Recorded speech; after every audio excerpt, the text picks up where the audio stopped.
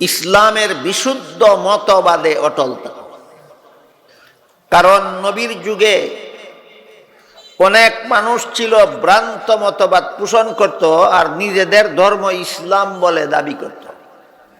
যেমন কুরাইশ বংশের মূর্তি পূজারীরা মূর্তি পূজায় লিপ্ত ছিল, কিন্তু দাবি করত তারা ইব্রাহিম আলাইহিস সালামের অনুসারী। ইহুদিরা শিরিকি মতবাদে লিপ্ত ছিল, কিন্তু দাবি করত তারা মুসা আলাইহিস সালামের অনুসারী।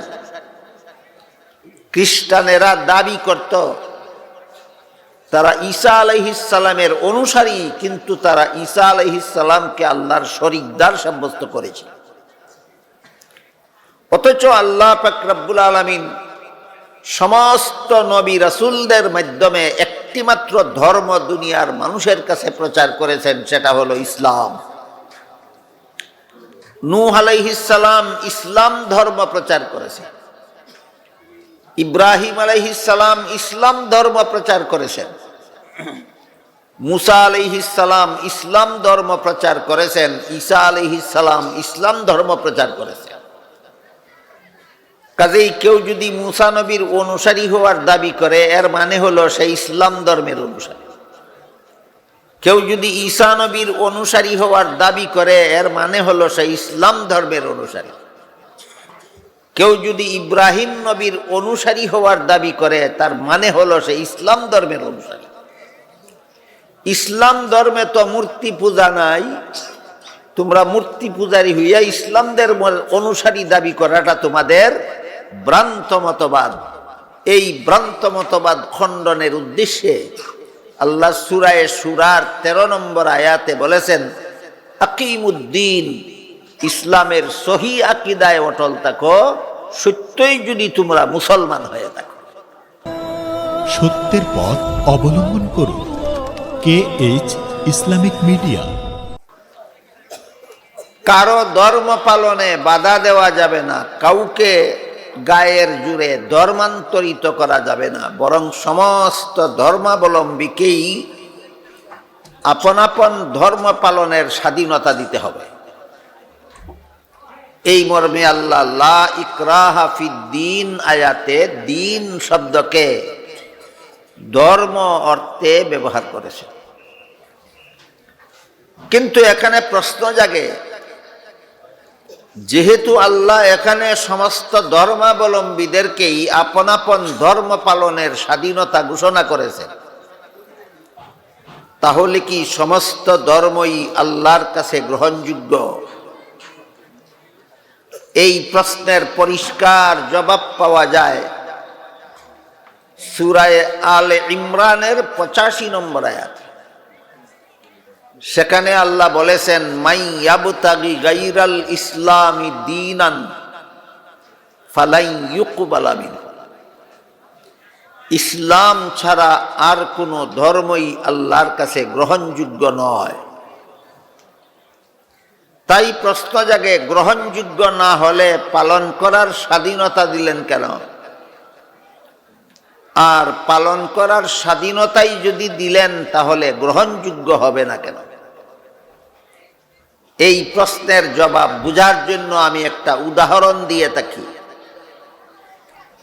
যে কোনো শিক্ষা প্রতিষ্ঠানের ছাত্রদেরকে শিক্ষাদান সমাপ্ত করার পরে যখন পরীক্ষা নেওয়া হয়, পরীক্ষার্থী ছাত্ররা যখন প্রশ্নপত্র হাতে নিয়ে পরীক্ষার হলে বসে, তারা সবাই কি প্রশ্নের সঠিক জবাব লেখে না অনেকে ভুলও লেখে? যারা ভুল লেখে তারা পাস করবে না ফেল করবে? তাহলে যেই ভুল লেখার কারণে ফেল করবে, এই ভুল লিখতে বাধা দিল না কেন? আর বাধাই যদি দিল না, তাইলে ফেল করবে কেন?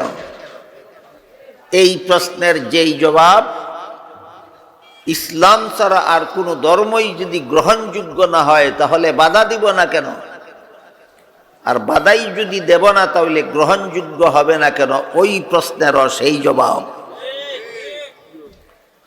উভয় প্রশ্নের জবাব হলো নিয়ম রক্ষার জন্য। পরীক্ষার হলে ছাত্ররা প্রশ্নের জবাব ভুল লেখলে ফেল করবে, ঠিক আছে, কিন্তু বাধা দেওয়ার নিয়ম নাই। কারণ বাধা দিলে এটা পরীক্ষা থাকে না। ঠিক তেমনি ভাবে দুনিয়াতে সমস্ত মানুষকেই আল্লাহ পরীক্ষার জন্য পাঠাইছে। এখানে ভুল ধর্ম, ভ্রান্ত ধর্ম পালন করেও বাধা দেওয়া যাবে না, পরীক্ষার নিয়ম রক্ষার জন্য।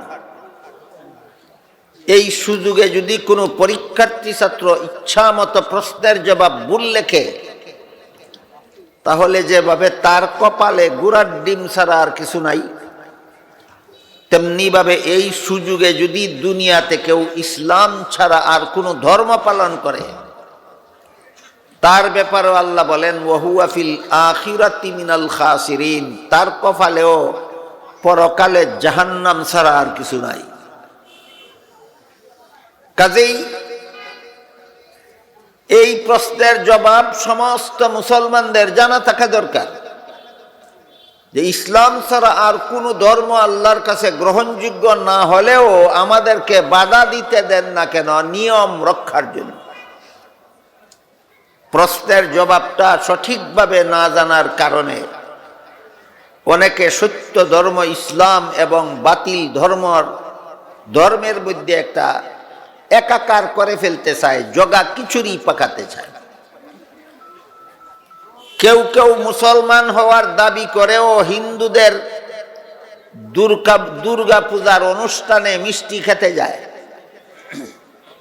জিজ্ঞাসা করলে বলে ধর্ম যার যার, উৎসব সবার। আমি বলি ধর্ম যার যার, উৎসব সবার হওয়ার কারণে যদি মুসলমানেরা হিন্দুদের দুর্গা পূজার মিষ্টি খাওয়ার জন্য যেতে পারে, তাহলে তো হিন্দুরাও মুসলমানের কুরবানির গরুর গোশত খাওয়ার জন্য আসতে পারে। তোমরা যাও কেন, ওরা আসে না কেন? বোঝা গেল ধর্ম যার যার, উৎসব সবার নয়, মুসলমানকে হিন্দুমুখী করার চক্রান্ত ছাড়া আর কিছু নয়। এই শয়তানি চক্রান্ত রুখে দাঁড়াতে হবে। সত্য ধর্ম আর বাতিল ধর্মে একাকার করার শয়তানি চক্রান্ত করতে দেওয়া হবে না। তো সূরাতুল বাকারার 256 নম্বর আয়াতে আল্লাহ দ্বীন শব্দকে ধর্ম অর্থে ব্যবহার করেছেন। সূরায়ে শূরার 13 নম্বর আয়াতে আল্লাহ বলেছেন আকিমুদ্দিন। এখানে দ্বীন অর্থ কর্মফল নয়, দ্বীন অর্থ ধর্মও নয়। এখানে আল্লাহ দ্বীন শব্দকে ইসলামের সহি আকীদা অর্থে ব্যবহার করেছে। আকিমুদ্দিনের অর্থ হইল তোমরা ইসলামের সহি আকীদায় অটল থাকো, ইসলামের বিশুদ্ধ মতবাদে অটল থাকো। কারণ নবীর যুগে অনেক মানুষ ছিল ভ্রান্ত মতবাদ পোষণ করত আর নিজেদের ধর্ম ইসলাম বলে দাবি করত। যেমন কুরাইশ বংশের মূর্তি পূজারীরা মূর্তি পূজায় লিপ্ত ছিল, কিন্তু দাবি করত তারা ইব্রাহিম আলাইহিস সালামের অনুসারী। ইহুদিরা শিরিকি মতবাদে লিপ্ত ছিল, কিন্তু দাবি করত তারা মুসা আলাইহিস সালামের অনুসারী। খ্রিস্টানেরা দাবি করত তারা ঈসা আলাইহিস সালামের অনুসারী, কিন্তু তারা ঈসা আলাইহিস সালামকে আল্লাহর শরীকদার সাব্যস্ত করেছে। অথচ আল্লাহ পাক রব্বুল আলামিন সমস্ত নবী রাসূলদের মাধ্যমে একটি মাত্র ধর্ম দুনিয়ার মানুষের কাছে প্রচার করেছেন, সেটা হলো ইসলাম। নূহ আলাইহিস সালাম ইসলাম ধর্ম প্রচার করেছেন, ইব্রাহিম আলাইহিস সালাম ইসলাম ধর্ম প্রচার করেছেন, মুসা আলাইহিস সালাম ইসলাম ধর্ম প্রচার করেছেন, ঈসা আলাইহিস সালাম ইসলাম ধর্ম প্রচার করেছেন। কাজেই কেউ যদি মুসা নবীর অনুসারী হওয়ার দাবি করে, এর মানে হলো সে ইসলাম ধর্মের অনুসারী। কেউ যদি ঈসা নবীর অনুসারী হওয়ার দাবি করে, এর মানে হলো সে ইসলাম ধর্মের অনুসারী। কেউ যদি ইব্রাহিম নবীর অনুসারী হওয়ার দাবি করে তার মানে হলো সে ইসলাম ধর্মের অনুসারী। ইসলাম ধর্মে তো মূর্তি পূজা নাই, তোমরা মূর্তি পূজারী হইয়া ইসলামদের অনুসারী দাবি করাটা তোমাদের ভ্রান্ত মতবাদ। এই ভ্রান্ত মতবাদ খণ্ডনের উদ্দেশ্যে আল্লাহ সূরা শুরার 13 নম্বর আয়াতে বলেছেন, আকিমুদ্দিন, ইসলামের সহি আকীদায় অটল থাকো, সত্যই যদি তোমরা মুসলমান হয়ে থাকো। ইসলামের নামে ভ্রান্ত মতবাদ পোষণ করা যাবে না। এই হলো আকিমুদ্দিন আয়াতাংশের সারমর্ম। আমাদের বর্তমান যুগে বহু মুসলমান ব্যক্তিগতভাবে, অনেক মুসলমান দলগতভাবে ইসলামের দাবি করে ভ্রান্ত মতবাদ পোষণ করে। দাবি করে আমাদের ধর্ম ইসলাম, কিন্তু মতবাদ ইসলামী নয়, মতবাদ ভ্রান্ত। এর একটা উদাহরণ হলো কাদিয়ানি। কাদিয়ানিরা নিজেদের দলের নাম দিয়েছে আহমদিয়া মুসলিম জামাত। মুসলিম জামাতের অর্থ মুসলমানের দল। আপনারা বলেন, কাদিয়ানিরা সত্যই মুসলমানের দল না কাফিরের দল? কাফিরের দল নিজেদেরকে মুসলমানের দল বলে দাবি করে। এই দাবি অবান্তর, মিথ্যা। এই জন্য আল্লাহ যারা যারা নিজেদেরকে মুসলমান বলে দাবি করে এদেরকে কঠোর নির্দেশ দিয়া বলেন, ইসলামের নামে ভ্রান্ত মতবাদ পোষণ করা যাবে না। মুসলমানের দল হয়ে থাকলে ইসলামের সহি আকীদায় অটল থাকতে হবে, ইসলামের বিশুদ্ধ মতবাদে অটল থাকতে হবে। ইসলামের নামে ভ্রান্ত মতবাদ দুই ধরনের হয়। এক ধরনের ভ্রান্ত মতবাদের দ্বারা সে আর মুসলমান থাকে না, কাফের হয়ে যায়। আরেক ধরনের ভ্রান্ত মতবাদের দ্বারা কাফিরও হয় না, নির্বেজাল মুসলমানও থাকে না, মুসলমান নামের বেজাল সাব্যস্ত হয়ে যায়। বুঝে থাকলে বলুন, ভ্রান্ত মতবাদ কত প্রকার? দুই প্রকার। যে ভ্রান্ত মত, এক প্রকার ভ্রান্ত মতবাদ আছে এর দ্বারা মুসলমান থাকে না, কাফির হইয়া যায়, যেমন কাদিয়ানি। আর এক প্রকার ভ্রান্ত মতবাদ আছে, এই ভ্রান্ত মতবাদের দ্বারা সরাসরি কাফিরও হয় না, নির্বেজাল মুসলমানও থাকে না। কোন ধরনের ভ্রান্ত মতবাদ পোষণ করলে একজন মুসলমান আর মুসলমান থাকে না, এই কথাটা আমাদের সমাজে আলোচনারও যথেষ্ট অভাব আছে। সমাজের সাধারণ মুসলমানের বুঝারও যথেষ্ট অভাব আছে। একজন মুসলমান কোন ধরনের ভ্রান্ত মতবাদ পোষণ করলে সে আর মুসলমান থাকে না, কাফের হইয়া যায়। সেই ভ্রান্ত মতবাদটা হইল, যেই মতবাদের দ্বারা কোরআনের কোনো কথার বিরুদ্ধে বিদ্রোহ হয়, কোরআনের কোনো কথার বিরোধিতা হয়, এই মতবাদ গ্রহণ করলে আর মুসলমান থাকে না, কাফের হইয়া যায়।